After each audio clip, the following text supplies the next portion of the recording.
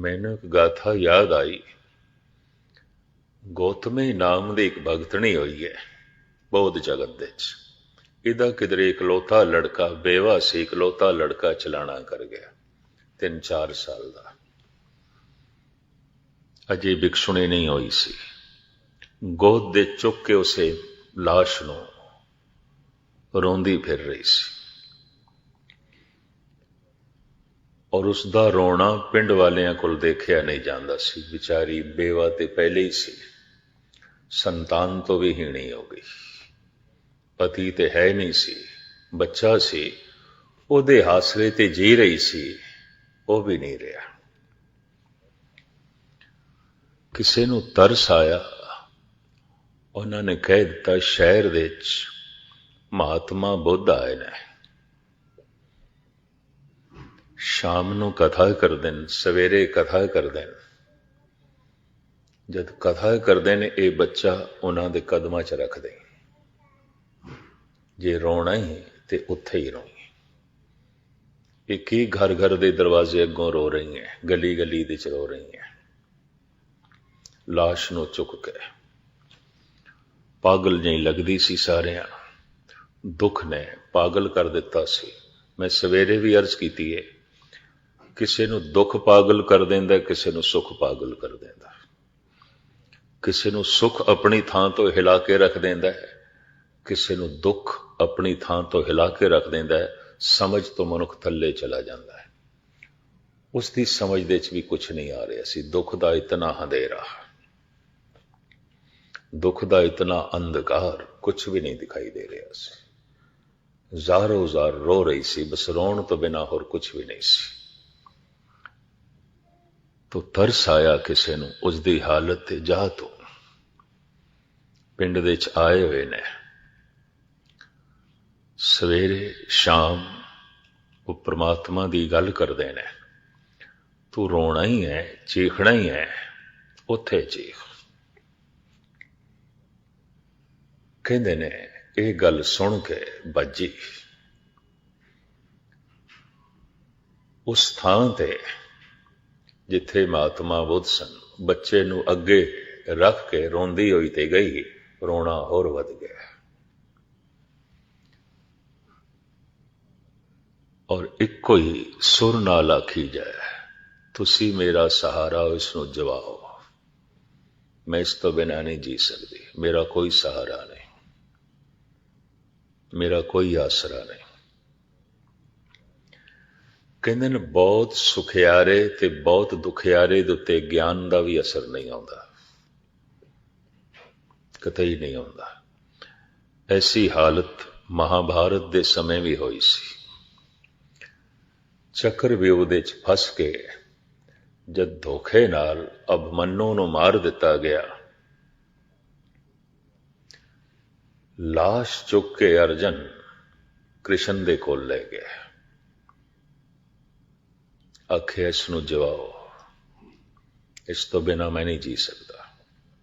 अर्जन दा लड़का, मैं नहीं जी सकता। ये मेरा बच्चा बहुत सियाणा, ये मेरी जिंदगी का सहारा सी, ये मेरा भविष्य सी, मेरा तो सब कुछ अंधेरा हो गया, इसनूं जिवाओ। कृष्ण ने सोचा इतना दुखी ज्ञान तो प्रभावित नहीं होने लगा। दुखी हिरदा ज्ञान तो प्रभावित नहीं होता, सुखी हिरदा ज्ञान तो प्रभावित नहीं होता। मद की अवस्था चाहिए। जिवें सितार दियां तारां नूं बहुत कस दईए, इतनी उच्चियां हो जाएगी, सुर गाना औखा हो जाएगा। बिल्कुल ढिलियां कर दईए, नगमा निकलेगा नहीं, संगीत निकलेगा नहीं। तारां बहुत कसियां हुई ना होन, बहुत ढिलियां भी ना होन। जीवन दियां तारां किसे दियां ते बहुत कसियां हुई ने, बहुत कसियां हुई। इतने सुखियारे ते सुख ने इतना बेहोश किया है। हुण प्रभु दा संगीत निकल सके औखी खेड हो गई। ते किसे दियां तारां बिल्कुल ढिलियां ने, बिल्कुल ढिली। जीवन दा कोई साजो समान नहीं। दुख ਨਗਮਾ ਹੀਣ ਕਰ ਦਿੱਤਾ ਹੈ ਕਿਸੇ ਨੂੰ ਦੁੱਖ ਨੇ, ਸੰਗੀਤ ਹੀਣ ਕਰ ਦਿੱਤਾ ਹੈ ਕਿਸੇ ਨੂੰ ਸੁੱਖ ਨੇ। ਜੀਵਨ ਦੀ ਰਵਾਬ ਨਹੀਂ ਵੱਜਦੀ ਕਿਸੇ ਦੀ ਸੁੱਖ ਕਰਕੇ, ਕਿਸੇ ਦੀ ਦੁੱਖ ਕਰਕੇ। ਕਿਸੇ ਦੀਆਂ ਤਾਰਾਂ ਬਹੁਤ ਕਸੀਆਂ, ਕਿਸੇ ਦੀਆਂ ਬਹੁਤ ਢਿੱਲੀਆਂ। ਕ੍ਰਿਸ਼ਨ ਨੇ ਦੇਖਿਆ ਇਹ ਗਿਆਨ ਦੀ ਗੱਲ ਤੇ ਸਮਝਣ ਵਾਲਾ ਨਹੀਂ, ਭਾਵ ਸੁਣੇਗਾ ਨਹੀਂ। ਜੋ ਮੈਂ ਕਵਾਂਗਾ ਇਹ ਸੁਣਨ ਲਈ ਰਾਜ਼ੀ ਨਹੀਂ ਹੁੰਦਾ, ਨਹੀਂ ਹੋਵੇਗਾ।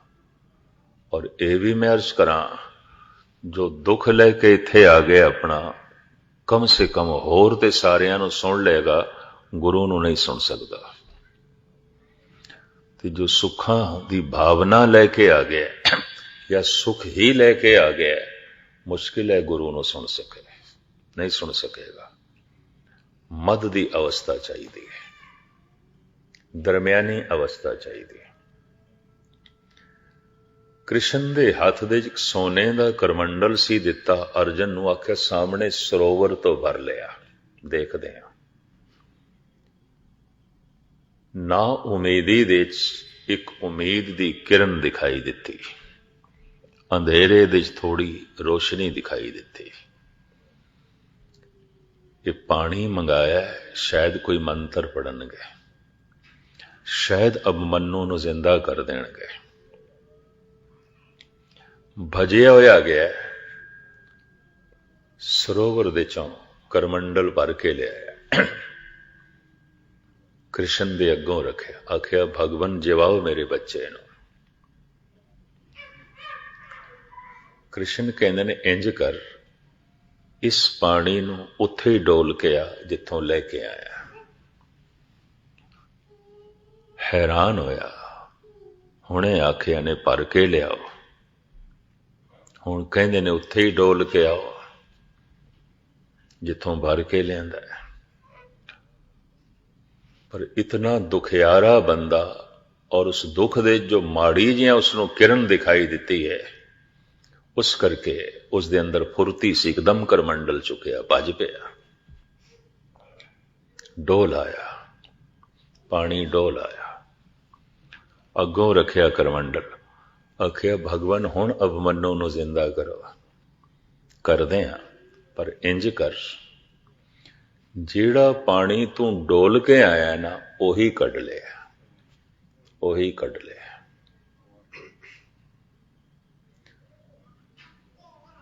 ਜਿਹੜਾ ਪਾਣੀ ਤੂੰ ਡੋਲ ਕੇ ਆਇਆ ਨਾ ਸਰੋਵਰ ਦੇ ਵਿੱਚ, ਉਹੀ ਕੱਢ ਕੇ ਆ, ਦੂਸਰਾ ਨਹੀਂ ਚਾਹੀਦਾ ਮੈਨੂੰ। ਅਰਜਨ ਕਹਿਣ ਲੱਗਾ ਮੇਰੇ ਨਾਲ ਮਜ਼ਾਕ, ਐਸੇ ਸਮੇਂ ਉਹ ਪਾਣੀ ਮੈਂ ਕਿਸ ਤਰ੍ਹਾਂ ਕੱਢ ਕੇ ਲਿਆ ਸਕਦਾ। ਉਹ ਤੇ ਸਰੋਵਰ ਦੇ ਵਿੱਚ ਲੀਨ ਹੋ ਗਿਆ। ਕ੍ਰਿਸ਼ਨ ਕਹਿੰਦੇ ਨੇ ਮੈਂ ਤੇਰੇ ਨਾਲ ਮਜ਼ਾਕ ਨਹੀਂ ਕਰ ਰਿਹਾ, ਤੂੰ ਕਰ ਰਿਹਾ। ਛੋਟੇ ਜਿਹਾ ਸਰੋਵਰ ਦੇ ਵਿੱਚ ਕਰਮੰਡਲ ਦਾ ਪਾਣੀ ਤੂੰ ਡੋਲ ਕੇ ਆਇਆ, ਉਹੀ ਪਾਣੀ ਤੂੰ ਕੱਢ ਕੇ ਨਹੀਂ ਲਿਆ ਸਕਦਾ। ਪਰਮਾਤਮਾ ਇੱਕ ਵਿਸ਼ਾਲ ਸਾਗਰ, ਅਭਮੰਨੂ ਦੀ ਆਤਮਾ ਇੱਕ ਨਿੱਕੀ ਜਿਹੀ ਬੂੰਦ, ਉਹ ਨਿੱਕੀ ਜਿਹੀ ਬੂੰਦ ਜਿਹੜੀ ਉਸ ਵਿਸ਼ਾਲ ਸਾਗਰ ਦੇ ਲੀਨ ਹੋ ਗਈ ਹੈ, ਮੈਂ ਕਿੱਥੋਂ ਕੱਢ ਕੇ ਲਿਆਵਾਂ, ਕਿਸ ਤਰ੍ਹਾਂ ਕੱਢ ਕੇ ਲਿਆਵਾਂ। ਚਰਨਾਂ ਤੇ ਝੁਕ ਗਿਆ, ਕਹਿੰਦਾ ਭਗਵਾਨ ਸਮਝ ਪੈ ਗਈ, ਸਮਝ ਪੈ ਗਈ। ਕ੍ਰਿਸ਼ਨ ਕਹਿੰਦੇ ਸਮਝ ਨਹੀਂ ਪਈ, ਦੁੱਖ ਦਾ ਪਰਦਾ ਹਟ ਗਿਆ, ਦੁੱਖ ਦਾ ਪਰਦਾ ਹਟ ਗਿਆ। ਮੈਂ ਫਿਰ ਅਰਜ਼ ਕਰਾਂ, ਕ੍ਰਿਸ਼ਨ ਕਹਿੰਦਾ ਮੈਂ, ਅਰਜਨ ਕਹਿੰਦੇ ਨੇ ਮੈਨੂੰ ਸਮਝ ਪੈ ਗਈ, ਪਤਾ ਚੱਲ ਗਿਆ, ਸਮਝ ਪੈ ਗਏ। ਨਹੀਂ, ਤੈਨੂੰ ਬੋਧ ਪ੍ਰਾਪਤ ਨਹੀਂ ਹੋਇਆ, ਪਰਦਾ ਹਟ ਗਿਆ। ਕਿਹੜਾ? ਦੁੱਖ ਦਾ। ਉਹਦੇ ਹਟਦਿਆਂ ਹੀ ਤੈਨੂੰ ਕੁਛ ਦਿਖਾਈ ਦਿੱਤੀ ਹੈ ਅਸਲੀਅਤ। ਦੁੱਖ ਇੱਕ ਐਸਾ ਪਰਦਾ ਹੈ, ਕੁਛ ਵੀ ਨਹੀਂ ਦਿਖਾਈ ਦਿੰਦਾ, ਅੱਖਾਂ ਨੂੰ ਅੰਧਾ ਕਰ ਦਿੰਦਾ ਹੈ। ਔਰ ਸੁੱਖ ਵੀ ਇੱਕ ਐਸਾ ਪਰਦਾ ਹੈ, ਅੰਧਾ ਕਰ ਦਿੰਦਾ ਹੈ, ਕੁਛ ਵੀ ਨਹੀਂ ਦਿਖਾਈ ਦਿੰਦਾ। ਇਹ ਵੀ ਮਹਿਸੂਸ ਕਰਦੇ ਹਾਂ। ਦੁੱਖ ਕਰਕੇ ਕੋਈ ਅੰਧਾ ਹੋਵੇ, ਜਗਤ ਦੇ ਵਿੱਚ ਬਹੁਤ ਥੋੜੇ ਨੇ। ਸੁੱਖ ਕਰਕੇ ਅੰਧਿਆਂ ਨਾਲ ਤੇ ਸਾਰਾ ਸੰਸਾਰ ਭਰਿਆ ਪਿਆ। ਮੰਦਰ, ਮਸਜਿਦ, ਗੁਰਦੁਆਰੇ, ਚਰਚ ਅਗਰ ਉਜੜੇ ਨੇ ਬਹੁਤੇ, तो दुनिया विच पहले नालों बैरूनी सुख वधिया, इस करके उजड़े ने। ये भी मैं अर्ज करा, जे स्रोत घट गई है परमात्मा दी तो सुख करके घटी है। मुख्तसर मैं अर्ज करा, वो गौतमी, वो यही रोना जो अर्जन ने कृष्ण दे अगों रखिया सी, गौतमी ने बुद्ध दे अगों रखिया। यही मेरा बच्चा जिंदगी दा सहारा है, मेरे जीवन दा सहारा है, मैं इस तो बिना नहीं जी सकती। रोई जाए, रोई जाए, रोई जाए। महात्मा बुद्ध कहते ने, गौतमी एक काम जे तू कर सके तेरे बच्चे नूं जिवा देंदे आ, जिवा देंदे आ। एक काम कर, एक मुठ चावलां दी उस घरों मंग के लिया जिस घर विच कदी कोई अर्थी ना उठी होवे। मंग के लिया, मैं तेरे बच्चे नूं जिवा देंगा। दुखां दी मारी उहनूं समझ ते आई ना, भज पई, कहंदी हुणे लियाई, हुणे लियाई। पहले बूए ते दस्तक दिती, रोंदी होई नूं देख के घर वालियां नूं पहले ही तरस सी। बुद्ध ने यह आख्या,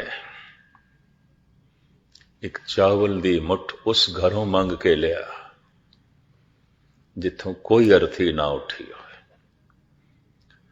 घर वाला कहन लगा, इथों तो मेरे प्यो की अर्थी उठी सी, मैं अपने कंधियां ते लै गया सी। मेरी मां की अर्थी उठी सी, और मैनू होश है मेरी दादी की अर्थी उठी सी। इस तरह पता नहीं कितने की अर्थी उठी होवेगी।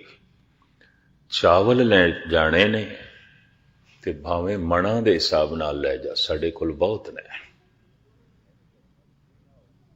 पर यह जिहड़ी शर्त है अर्थी ना उठी होवे, अर्थी ते उठियां ने। दूजे घर च गई, थोड़े घर तो कोई अर्थी ना उठी होवे, मैनू एक मुठ चावलां दी दिओ। दूजे घर वाले भी कहंदे ने, जितने ले जाने ले जा, कोई चावलां दी कमी नहीं, अर्थियां ते उठियां ने। तीसरे च गई, चौथे च गई, इतिहास कहंदा है पंजवें च गई ते दुख दा पड़दा हट गया। कहंदा है हर घर चो अर्थी उठी है। ये हर घर घर नहीं है, ये सब मुसाफिर खाने ने, 4 दिन लई लोकी बैठे ने। ये कोई घर थोड़ी है, जिसनों असी घर कहंदे आ, घर नहीं है, मुसाफिर खाना है। गौतमी आई बदल के महात्मा बुद्ध दे कोल। महात्मा बुद्ध कहंदे ने, ले आई चावल? हाँ ले आई हां। किथे? इस बच्चे की जिंदगी नहीं चाहिए, मैं भिक्षु हो गई, आज तो मैं भिक्षु हो गई, मैनू समझ आ गई, मैनू पता चल गया। दरअसल जिसनों असी घर कहते हैं, घर नहीं है। उस घर दे च मनुख दी सुरत जा सकती है शब्द दे आसरे ते, और तां जे सुने। जो सुन नहीं सकता संत नहीं बन सकता, और जो वेख नहीं सकता साइंटिस्ट नहीं बन सकता, विज्ञानक नहीं बन सकता। वेखण की क्षमता चाहिए, वेखण की शक्ति चाहिए, वेखण की ताकत चाहिए, वेखण की बारीकी चाहिए। जैसे मैं अर्ज की थी, मैं उस चित्रकार